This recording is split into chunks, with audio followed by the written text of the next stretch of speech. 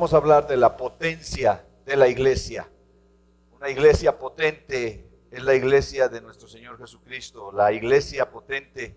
Estamos iniciando un nuevo año por la gracia de nuestro Señor y es necesario, hermanos, que nos proyectemos. Ustedes están viendo la lona que está detrás de mí, y esa lona está proyectando lo que nosotros queremos hacer este año: ampliar nuestra visión y reforzar nuestras bases. Ampliar la visión en todos los sentidos como iglesia, ampliar la visión, ampliar los alcances, crecer en lo espiritual, crecer con tener un templo, crecer en las misiones, crecer en nuestra espiritualidad, ampliar la visión de lo que ahora tenemos, una idea más clara de lo que nosotros queremos llegar a ser, pero también, hermanos, nuestras bases que estén firmes.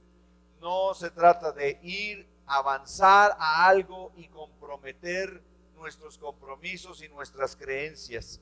Vamos a ver uno de los pasajes más polémicos, más difíciles de entender, por cierto, en la historia de la iglesia, que es Mateo 16, del 18 al 19. Ahí vamos a mantener nuestra Biblia abierta. Mateo 16, del 18 y 19, son dos versículos, pero cómo han causado polémica. Yo creo que le bajas un poquito, por favor. Cómo han causado polémica estos dos versículos. Dice así: y yo también te digo que tú eres Pedro, y sobre esta roca edificaré mi iglesia. Las puertas del Hades no prevalecerán contra ella. Y a ti te daré las llaves del reino de los cielos, y todo lo que atares en la tierra será atado en los cielos, y lo que desatares en la tierra será desatado en los cielos. ¿Habían escuchado ese pasaje? De hecho, es el pasaje básico de nuestra iglesia. Ustedes ven nuestro logotipo y ahí está enmarcado Mateo 16, 18. Oremos. Padre, te damos gracias porque sabemos que tú eres un Dios bondadoso y misericordioso con nosotros, y ahora te pedimos que nos des la guía de tu Santo Espíritu para meditar en este pasaje, entenderlo correctamente y hacer tu voluntad. Señor, guíanos con tu Santo Espíritu, por favor, te lo pedimos, edifícanos en el nombre de Jesús. Amén. Tenemos aquí este pasaje, un pasaje que se ha prestado a múltiples malas interpretaciones, desde el ala de los católicos hasta el ala de los carismáticos. Los católicos dicen que este pasaje es la base para el papismo, para tener una sucesión de papas, y que Pedro fue el primer papa porque a Pedro se le dieron las llaves del reino de los cielos. Y algunos hasta cristianos dicen: como Pedro que tiene las llaves. Cuando ven a alguien con muchas llaves, dices: estás como Pedro que tiene las llaves, ¿verdad? Y ellos establecen una línea sucesoria de papas diciendo que Pedro fue el primer papa, y establecen así el liderazgo de la Iglesia Católica. Y luego están, por otro lado, los carismáticos, en el ala evangélica o pseudo evangélica, que han propagado una doctrina o una enseñanza de la guerra espiritual. Nosotros creemos que hay una guerra espiritual, pero no como una guerra así contra demonios y donde quiera que pasamos y hay que reprender y reprender a la silla y reprender al coche y reprender al viento y reprender a todo, porque todo tiene que ver con demonios. Y entonces utilizan el versículo 19 para decir: todo lo que ates en la tierra será atado en el cielo, y todo lo que desates en la tierra será desatado en el cielo. Y dicen que esos son los demonios que hay que atar demonios. Hay que atar demonios de aquí en San Miguel de Allende, y ato el demonio de la violencia, y ato el demonio de la inmoralidad, y lo ato, y ato esto, y ato el otro. Y esa forma de operar la van a encontrar ustedes en iglesias pentecostales, iglesias carismáticas, que utilizan, por supuesto, muy mal este pasaje. haciendo una hermenéutica deficiente y por supuesto una exégesis, que es una explicación del pasaje, deficiente también. Pero ¿qué es entonces lo que quiere decir Jesucristo aquí con estos dos versículos poderosísimos? ¿Qué es lo que quiere decir el Señor? Bueno, Jesús anuncia la formación de la única institución que Él estableció. La única institución que Él estableció, y explica el papel que sus discípulos tendrían en la edificación de esta iglesia. Promete la victoria final sobre sus enemigos, sobre las fuerzas del mal. Nada, absolutamente podrá detener a la iglesia del Señor. Así que vamos a centrarnos en 4 expresiones en estos 2 versículos. 4 expresiones que son: sobre esta roca, mi iglesia, las puertas del Hades y las llaves del reino. Sobre esta roca. Primera pregunta: ¿quién es esa roca? ¿De quién está hablando? Porque le está hablando a Pedro. Ustedes tienen que pensar que Jesús está hablando ahí con Pedro y le dice: Pedro, tú eres piedra, y sobre esta roca edificaré mi iglesia. Entonces, ¿quién es la roca? ¿Quién es la piedra donde se va a edificar la iglesia? ¿Sobre Pedro, que sería el principal apóstol? ¿O sobre Cristo? ¿O sobre quién? ¿Quién es la roca? La segunda pregunta es: mi iglesia. ¿De quién es la iglesia? ¿De nosotros? ¿Del pastor? ¿La iglesia es un edificio? ¿Qué es la iglesia? Tercera pregunta: ¿qué es el Hades? Porque dice que las puertas del Hades no prevalecerán contra ella. ¿Qué es el Hades? El Hades. Las llaves del reino. Ahora, ¿qué son las llaves del reino? ¿Qué significa eso de las llaves del reino? Y por otra parte, ¿qué es eso de atar y desatar? Bueno, meditemos en estas 4 expresiones para ver la potencia de la iglesia. Primero dice: sobre esta roca, que habla del fundamento. Pocos pasajes despiertan una controversia tan apasionada como esto. Sobre esta roca. Pedro, en griego es Petros, que es un sustantivo griego que significa piedra. En arameo el equivalente, porque hablaba Jesús comúnmente en arameo, es Cefas. De hecho, cuando Jesús se encuentra con Pedro, su primer nombre de Pedro no era Pedro. ¿Se acuerdan cómo se llamaba? Simón. Y le dice a Simón: tú serás llamado Cefas.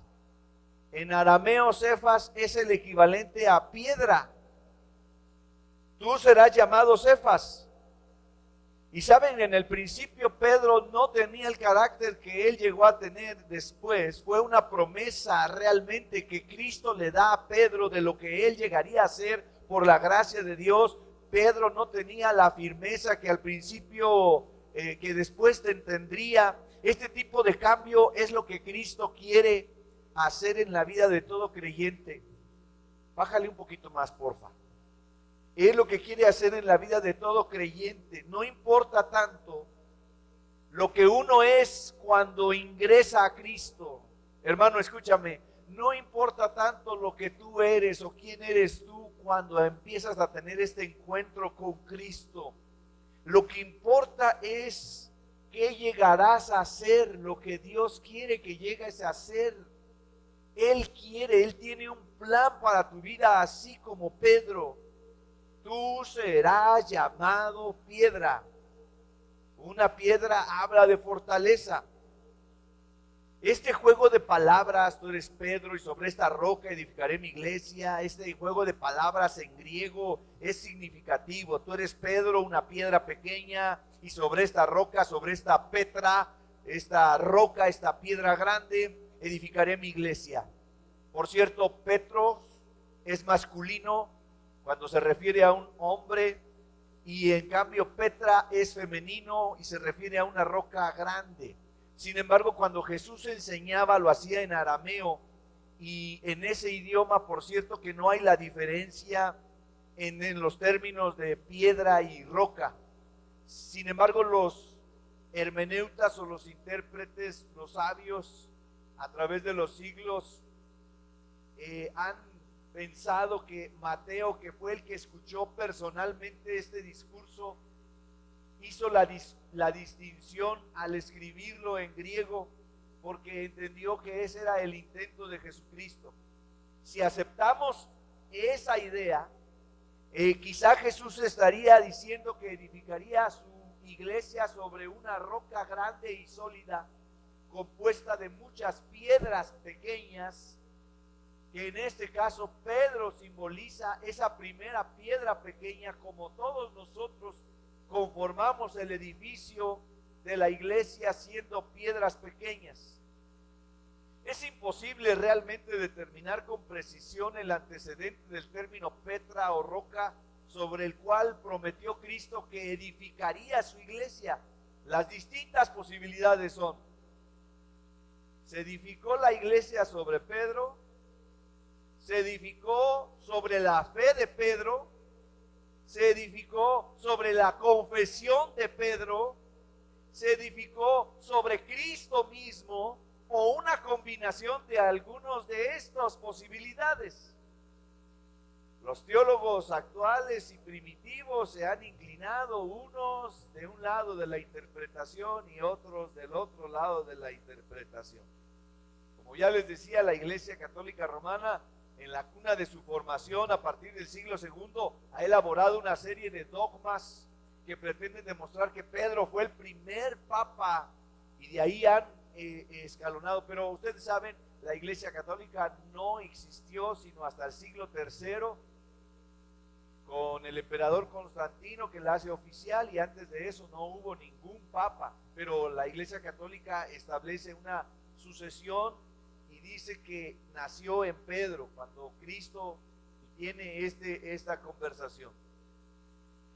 Entonces, si fuera como dice la Iglesia Católica, la construcción, fíjense bien qué interesante, hermanos, si fuera como dicen los católicos, la construcción más correcta sería así: tú eres Pedro, y sobre este Petros edificaré, o tú eres Petros y sobre ti edificaré. Aunque reconocemos que Pedro ocupa una posición prominente entre los apóstoles, porque lo vemos en los evangelios y en las cartas, pues realmente, hermanos, sabemos que Pedro, ni siquiera él mismo en sus propias cartas, se da el honor tan grande de ser la persona sobre la cual Cristo edificó su iglesia. Es más probable que el antecedente sea la fe o la confesión de Pedro como representante de los demás apóstoles, y luego como representante de todos los verdaderos seguidores de Cristo. La fe y la confesión de hombres como Pedro es en esa confesión, en esa fe, en esa creencia, porque si ustedes analizan los versículos anteriores, viene la confesión de Pedro: tú eres Cristo, el Hijo de Dios. Y luego el Señor Jesucristo le dice: y no te lo reveló ni carne ni sangre, te lo reveló el Espíritu Santo. Tú has entendido que yo soy el Mesías, el Hijo de Dios. Y se establece todo este tipo de conversación, y es donde los teólogos dicen: bueno, realmente es en la fe y en esa confesión de Pedro de que Cristo es el Hijo de Dios, sobre eso se edificará la iglesia. Hay otros intérpretes que sostienen que el antecedente es Cristo mismo. Sin lugar a dudas, en última instancia, hermanos, independientemente de la interpretación correcta de este pasaje, Cristo es la base o es la roca realmente sobre la cual se edifica la iglesia. Eso definitivamente, ya que en el Nuevo Testamento se establece que Cristo es el fundamento y nadie puede poner otro fundamento que el que está puesto, que que es Jesucristo. Allá en 1 Corintios 3:11 y en 1 Corintios 10:4 entendemos que no hay otro fundamento. Y también Pedro en su carta dice que la piedra angular que sostiene toda la iglesia es Jesucristo mismo. De tal manera que Jesucristo dice: yo edificaré mi iglesia sobre esta roca. Y algunos dicen: tú eres Pedro, tendrás el liderazgo, pero sobre esta roca, señalando hacia Cristo, sobre esta roca edificaré mi iglesia. Ahora escuchen esta información, esta reflexión que he obtenido. Dice: Pedro ante la roca. En griego Petros es Pedro y Petra es piedra o roca. Ahora bien, ¿qué importancia tenía para los judíos el significado de la palabra roca? La idea es que la roca sirve como refugio y protección. Su durabilidad y consistencia inspira seguridad. En Deuteronomio 32:4 se menciona a Dios como la roca. Por eso nuestra iglesia se llama Roca Eterna, porque está refiriéndose a Dios, roca. El Salmo 18 lo exalta y lo alaba por cuanto Él es el más alto escondite y protector. En 1 Samuel 2:12 nos dice que no hay ninguna otra roca como Dios. Isaías, refiriéndose al reinado mesiánico, dice que habrá un rey como la sombra de un gran peñasco en una tierra sedienta. También, ¿se acuerdan que de la roca surgió el manantial? ¿Se acuerdan eso en el desierto cuando iba el pueblo de Israel? Que de la roca salió el agua para darle vida al pueblo. La roca es tan fuerte que no hay mejor cimiento para la construcción de una casa o también de una ciudad, como la ciudad de Edom, siendo la más reconocida Petra o Sela. Por eso es que la roca es símbolo de habitación, de refugio, de abrigo, de seguridad, de durabilidad, de fortaleza. De ahí viene nuestra relación con Dios como la roca. Toda vez que se habla de la roca, el judío pensaba inmediatamente en Dios y jamás pensaban en un hombre. Siempre que se hacía alusión a la roca, se estaba hablando, después de ver todos estos pasajes en el Antiguo Testamento, la mente del judío estaba pensando que la roca era Dios y nunca un hombre. En el Nuevo Testamento sigue la misma idea, pero en referencia a Cristo. A Simón, hijo de Jonás, no se lo llamó Petros por su personalidad, sino porque sería una de las primeras piedras con las que el Señor construiría su iglesia. El mismo Pedro así lo interpreta en 1 de Pedro 2, del 4 al 5. La segunda expresión es: edificaré mi iglesia. ¿De quién es la iglesia? ¿Quién es el propietario? Cristo Jesús es el propietario. No es el pastor, porque luego dicen: voy a la iglesia del hermano Gamaliel. No es mi iglesia, yo no soy el dueño de la iglesia. Luego dicen: usted como cabeza de la iglesia. Este es un error teológico. La cabeza de la iglesia es Cristo. Lo vemos en varios pasajes del Nuevo Testamento. Ningún hombre puede ser la cabeza de la iglesia. Cristo es la cabeza de la iglesia. Y Él es el propietario porque Él la ganó por su sangre. Él pagó el precio en la cruz por la vida de cada uno de los que le siguen, de sus discípulos. La promesa, vemos aquí, la promesa de Jesús de crear una institución que sería la agencia divina para extender su reino. Su reino, que es un parámetro más grande todavía, y la iglesia es el medio para extender su reino. Los creyentes son llamados entonces a participar en la tarea de hacer la obra de Dios, pero no son los que realmente producen el crecimiento. Allá en 1 Corintios 3, 5 a 9 nos habla de que uno riega, uno planta, el otro cuida, pero Dios es el que da el crecimiento en su iglesia. Mi iglesia. A veces hablamos de que voy a mi iglesia o decimos nuestra iglesia, pero en última instancia el dueño de la iglesia es Cristo Jesús, que la compró con su sangre. También nos lo dice Efesios 5:25. El término iglesia se encuentra aquí por primera vez. Jesús lo utilizó solamente 2 veces. Allá en el capítulo 18 y versículo 17 lo vuelve a ocupar, pero en el Nuevo Testamento se encuentra unas 115 veces el término de la iglesia. Y el término iglesia es la transliteración del griego eclesia o eclesia, que significa los llamados afuera, y se usaba en una forma secular para referirse a una asamblea política.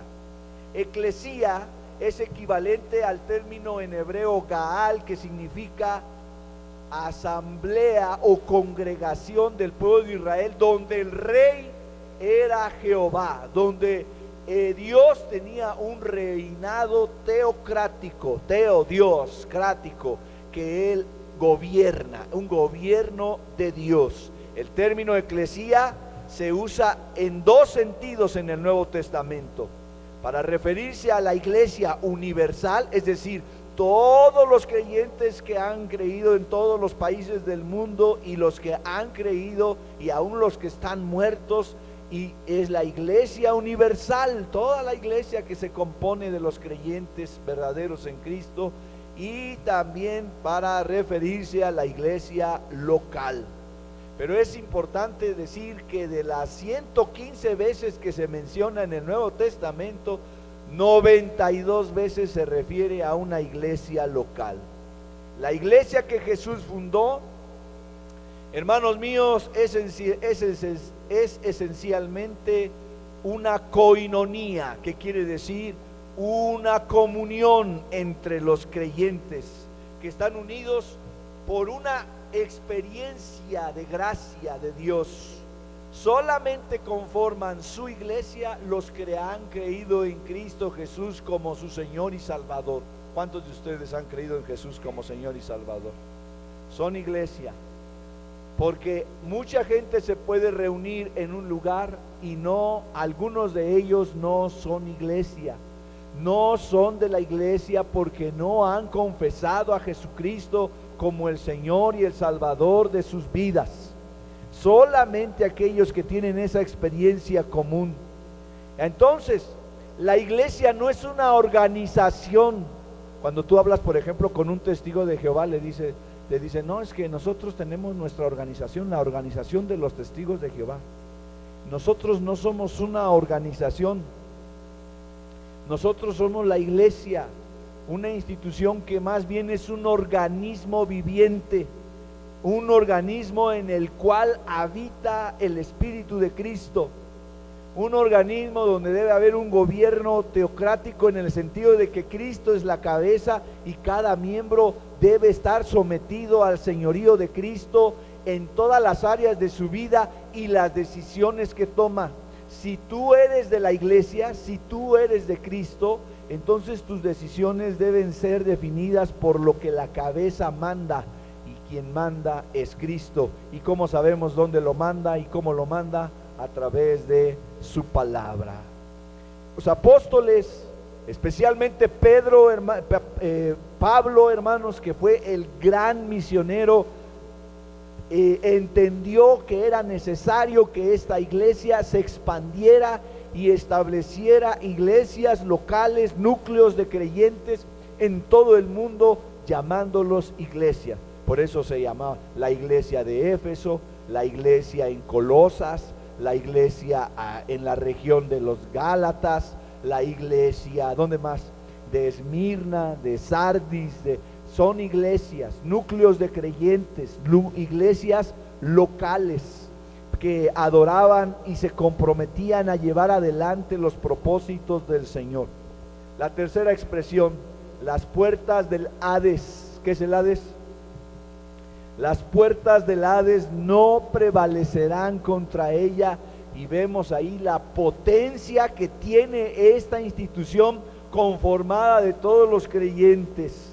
Jesús aseguró que la iglesia iba a permanecer mientras existiera en el mundo. Hades significa en griego lugar no visible, es el equivalente en hebreo al Seol o al Sheol. Se refería generalmente a la tumba. En el Nuevo Testamento es sinónimo de Gehenna, que significa infierno. No prevalecerán significa que la muerte y el infierno no iban a tener fuerza contra, o no se iba a imponer contra la iglesia. Cuando yo veo entonces que no se puede, que no pueden contra la iglesia, ni la muerte ni el infierno, entonces yo concluyo, no hay nada que pueda contra ella. Yo quiero que piense una cosa, hermano. Usted es parte de la iglesia si usted ha creído en Jesucristo. Usted es parte de esta institución tan potente que ni el infierno ni la muerte puede detener el avance de los que hemos creído. No podrán resistir el avance o el ataque de la iglesia militante. La iglesia militante es la iglesia que va atacando el reino de las tinieblas cuando va propagando el evangelio de Jesucristo y se va produciendo la salvación entre los incrédulos. La muerte y el infierno, por cierto, que ya son el destino y tiene poder sobre los incrédulos. La iglesia tiene la misión gloriosa de, proclamando el evangelio, librar a los hombres de ese destino e introducirlos en el reino de Dios, donde hay vida eterna. De hecho, hermanos, ni los creyentes que están muertos, la tumba no puede detenerlos, porque un día, por medio de la promesa de Cristo, resucitarán y vencerán a la tumba. Se abrirán esas tumbas. Imagínense el concreto abriéndose y saliendo de nuevo ese muerto, porque la muerte y el Hades y el infierno, nada puede detener a la iglesia. Las puertas del Hades no se tragará a la iglesia. Ahora veamos la cuarta expresión, las llaves del reino, la autoridad que Dios le ha dado. Las llaves simbolizan el poder o autoridad. Su intención, la intención de Cristo era darle a Pedro como representante del grupo las llaves. Aquí están las llaves. ¿Cuántos de aquí tienen llaves de aquí del templo? Levanten su mano. Ahí está Arturo, ahí está el hermano Enoch y Marta. Por ahí la hermana Marilena Bautista sonó las llaves, ya la oí. También tiene, perdón, que dije Marisela, ¿verdad? Marisela. Y yo también tengo unas llaves, hermanos. Así que los que tienen las llaves son los que tienen el poder para entrar. Los que tienen las llaves llaves significa poder. El que tiene llaves es el que tiene, es el que puede. El que no tiene llaves no puede. Entonces las llaves significan poder y autoridad. Nadie puede entrar hasta que el que tiene las llaves abre. Ahora, es interesante, hermanos, que Cristo le dice a Pedro, a ti te daré las llaves, pero 2 capítulos más adelante, si usted ojea su Biblia, en Mateo 18:18, Jesús promete la misma autoridad a todos los apóstoles, y a ellos también les da las llaves. Entonces, ¿qué significa estas llaves? Y luego hay que unir esto de las llaves de poder abrir y cerrar con los términos atar y desatar, que no se refiere a demonios. No se está refiriendo a una guerra espiritual como los carismáticos lo entienden. No es atar y desatar demonios. Por eso nosotros no tenemos esa práctica que ato al demonio del alcoholismo. Yo tengo problema con eso, porque yo digo, bueno, el hermano ya lo ató, ¿verdad? Dice que ya ató al demonio del alcoholismo. Pues entonces, si ya está atado, ya no va a haber ningún alcohólico, porque ya está atado. ¿No sería lo lógico pensar? Ato al demonio de la violencia, entonces ya no va a haber ningún muerto ya aquí en San Miguel, porque ya ató al demonio. Porque dice, esa creencia dice que el ser humano, o sea, el que está declarando eso, tiene poder, que el Señor, la autoridad que Dios le ha dado sobre los demonios. Entonces dicen, yo ato el demonio del adulterio.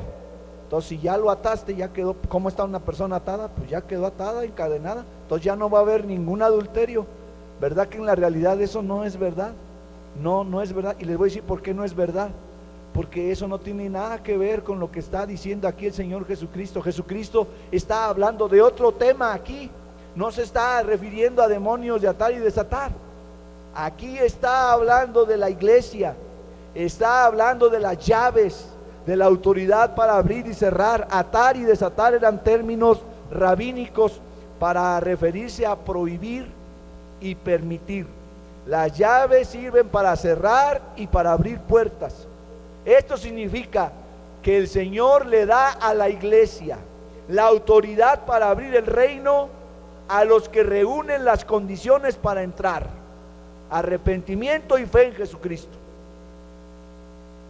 También se refiere a que tú tienes la autoridad como parte de la iglesia de pronunciar que las puertas están cerradas a aquellos a quienes no tienen o reúnen las condiciones: arrepentimiento y fe.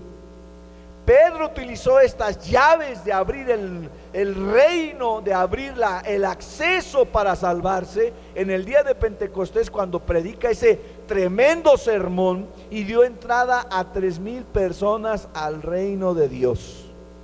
Y los apóstoles y los creyentes fieles de todos los siglos, que han utilizado la misma autoridad de predicar la salvación en Jesucristo a través del arrepentimiento y la fe, han utilizado las llaves del reino para introducir a millones en el reino de Dios. De manera que tú puedes ir con un amigo incrédulo, un amigo que no sea cristiano, y le puedes decir: oye amigo, en base a la palabra de Dios, si tú no te arrepientes de tus pecados, si tú no confiesas tu realidad de pecador y de todo corazón confías en Jesucristo que murió en la cruz por tus pecados, irás al infierno. Y eso es una cosa que hoy al mundo, al hombre moderno, hermanos, les parece grosero. ¿Quién te crees tú? ¿No les han dicho a ustedes? ¿Quién te crees tú para mandar a la gente al infierno? ¿Quién te crees tú para decir quién entra y no entra al cielo? Pues soy la iglesia del Señor, ¿cómo la ves? Y Dios me dio la autoridad a mí. Tengo las llaves. Ay, pues ¿qué te crees, Pedro? ¿Qué? Sí, soy Pedro. Hashtag todos somos Pedro.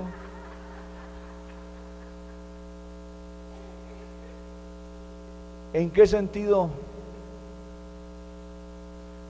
¿Tengo o no tengo la autoridad para decir si alguien entra o no al cielo?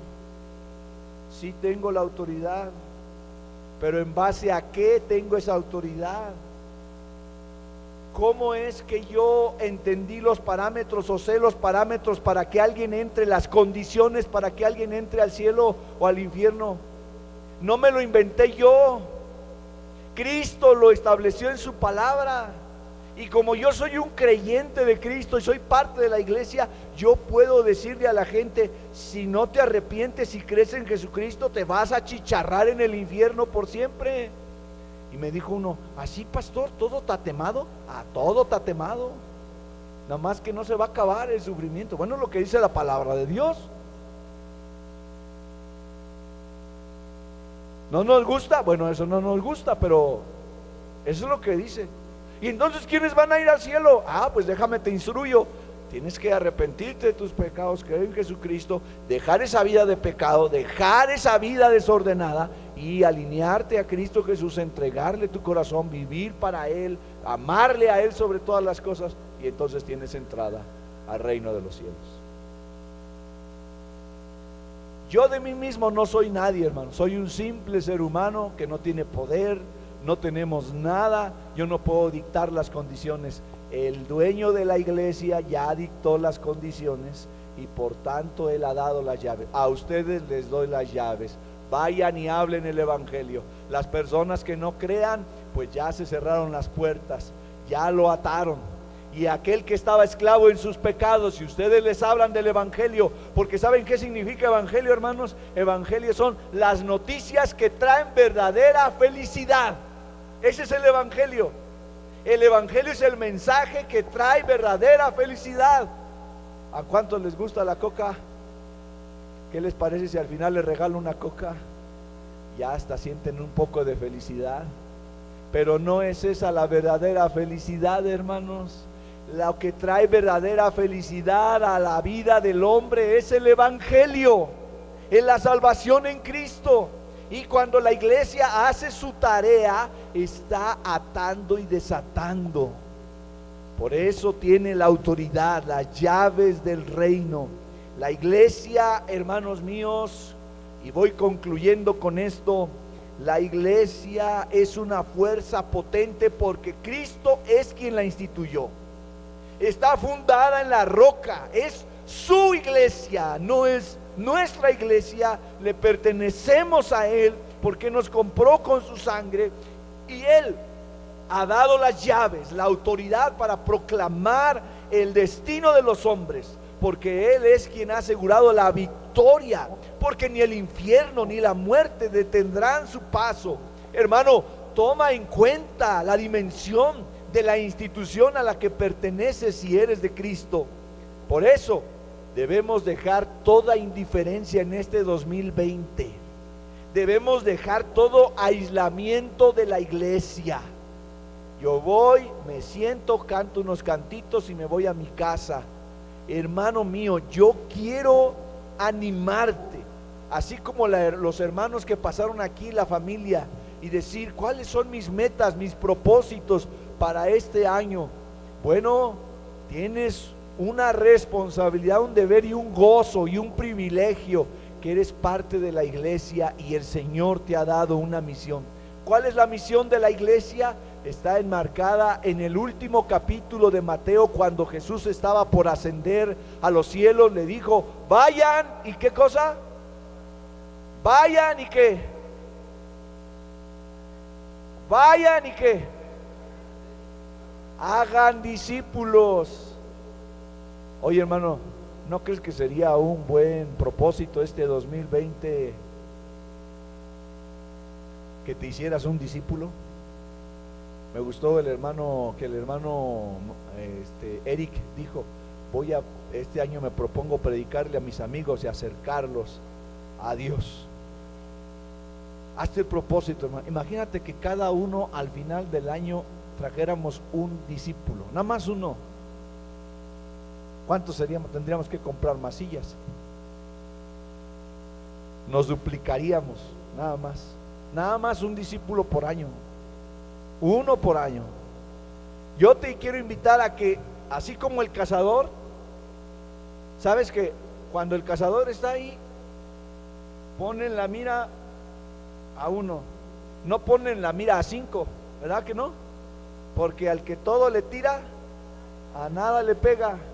Entonces tienes que poner sobre uno y empezar a orar, doblar tus rodillas, inclinar tu corazón al Señor y pedirle y decirle: Señor, te pido por Adolfo.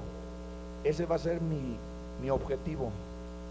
Ese va a ser mi objetivo en este año. Voy a orar por él, voy a invitarlo a un café, voy a predicarle el evangelio, voy a seguir orando, voy a invitarlo, me voy a hacer más su amigo. Ese es mi propósito. Debemos dejar toda indiferencia y aislamiento y revitalizarnos en Dios. El pastor se debe revitalizar en Dios. Los servidores, todos nosotros debemos revitalizarnos en el Señor y entusiasmarnos para participar juntos e ir en pos de una visión clara y definida. Es tiempo, hermanos míos, de involucrarnos y trabajar en función a los dones y los talentos. Esta semana en mi cuenta de Facebook, un hermano posteó una publicación del 2011, me parece, que es un video que tenemos de la iglesia, con una canción muy bonita. Algunos de ustedes la vieron. Y yo empecé a ver el video y empecé a recordar cosas muy, muy hermosas de esta iglesia. Y yo dije: no, la voy a compartir de nuevo para que los contactos de la iglesia lo vean. Y miren, hermano, hubo una hermana que hace tiempo ya no se congrega aquí, y yo creo que no se congrega en ningún lugar, y le puso: me dan ganas de regresar. ¿Algunos vieron eso? Sí, ¿verdad? Me dan ganas de regresar. Y yo le dije a mi esposa, consígueme esa publicación porque yo no la encuentro para ponerle ahí. Pues regresa, hermana, eres bienvenida, es lo que más quiero, que regreses. Y luego también ese video lo vio Arturo. Y me dijo, ay, a mí me causó tristeza, hermano, porque algunos de ahí no están. ¿Dónde están? Yo quiero que estén aquí trabajando cuando yo vengo y todo. Y de veras que te sientes así, cuando tú le estás echando ganas y todo así a las cosas de la iglesia, dices, ¿dónde están los demás? Vamos a juntarnos, vamos a hacer fuerza entre todos. Somos la institución que Cristo instituyó y tenemos fuerza, y las puertas del Hades no prevalecerán, y nosotros somos una fuerza potente. Cristo nos ha dado autoridad. ¿Por qué vamos a mantenernos pasivos, hermanos? Tenemos que levantarnos. Cristo nos ha dado dones, nos ha dado su espíritu, nos ha dado su palabra, nos ha dado bendiciones. ¿A cuántos de ustedes Dios les ha dado bendiciones? Dios le ha dado bendición a usted.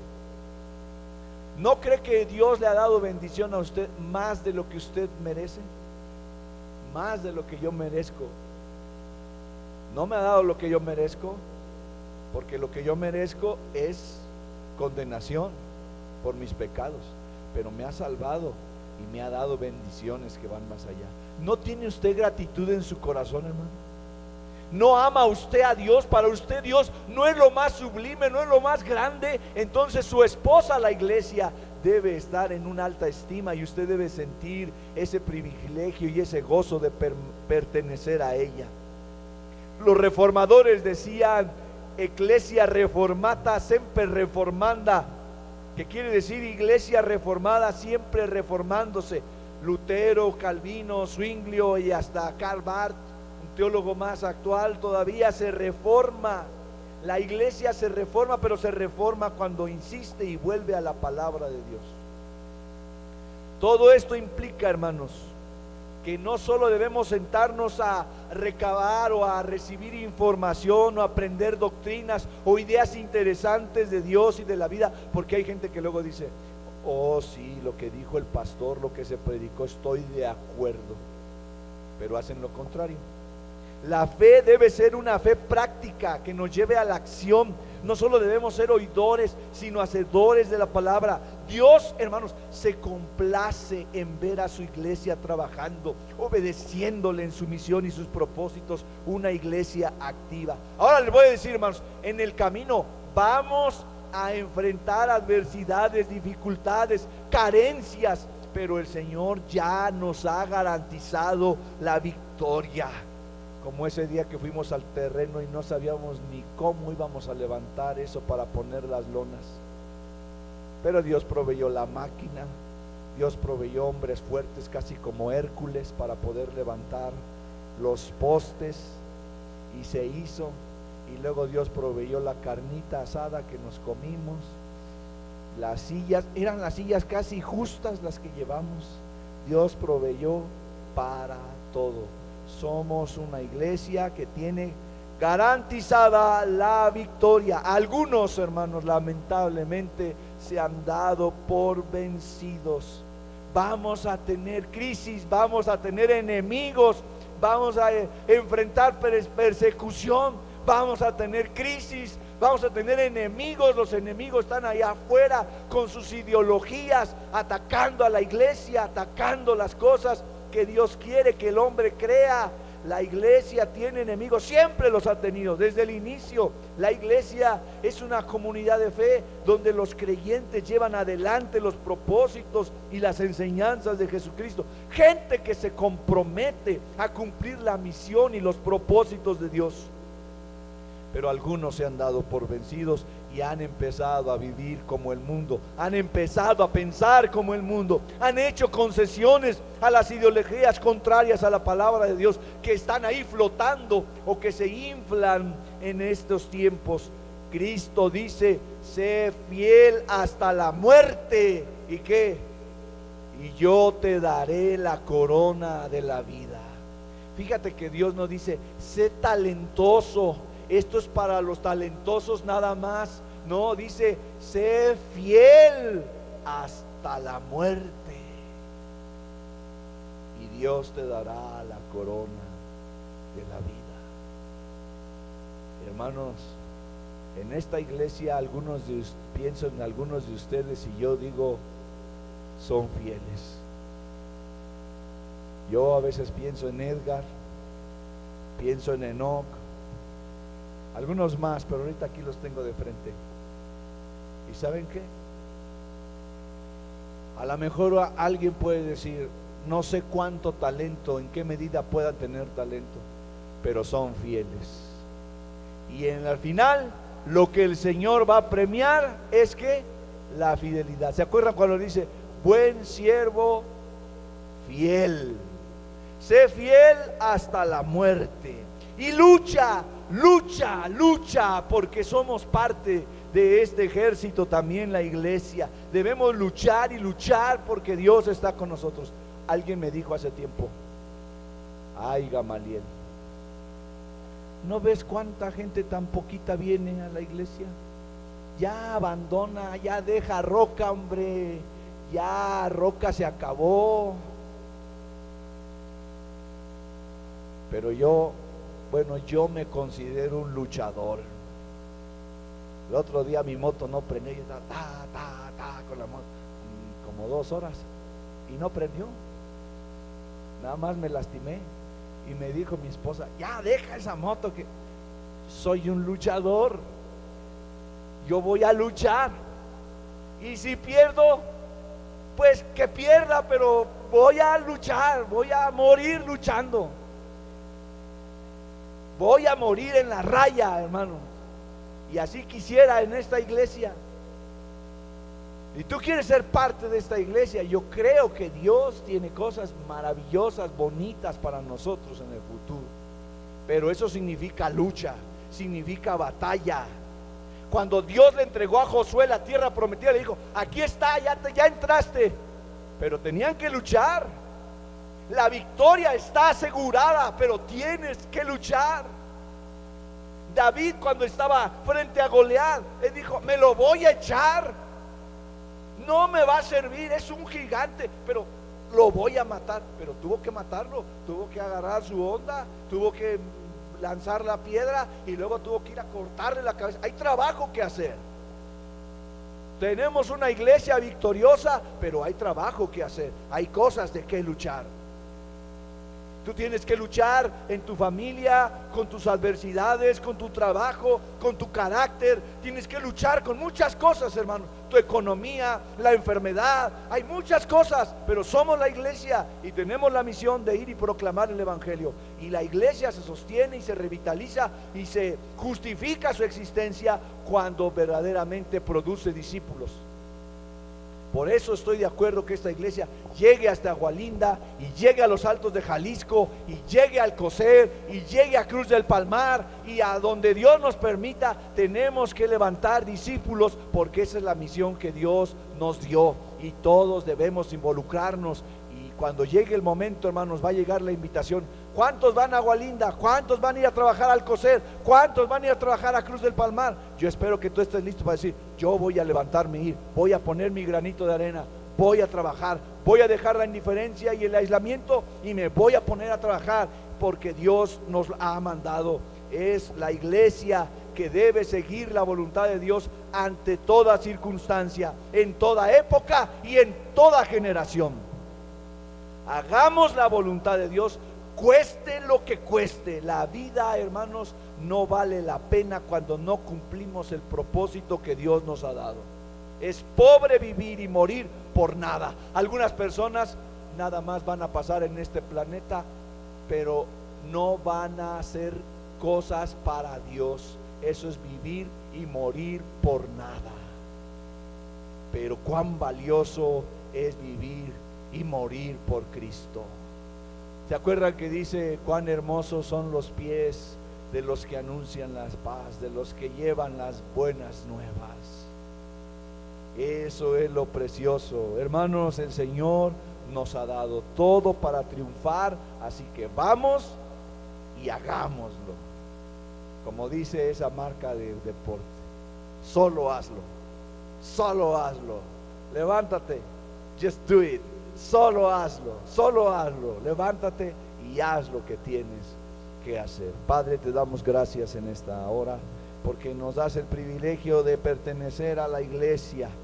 Señor, si hay alguien aquí que no pertenezca a la iglesia, yo te pido en el nombre de Jesucristo que tú lo guíes en su corazón, que tu Espíritu Santo, Señor, ponga en él el reconocimiento de sus pecados y la convicción de que necesita a Jesucristo como Señor y Salvador.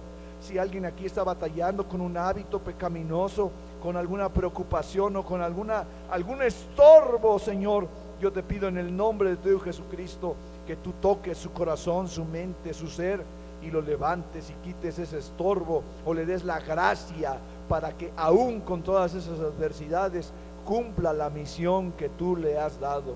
Somos una iglesia potente, poderosa, no porque seamos en nosotros mismos poderosos, sino por lo que hemos visto en tu palabra, la garantía que tú nos has dado de estar con nosotros hasta el fin del mundo.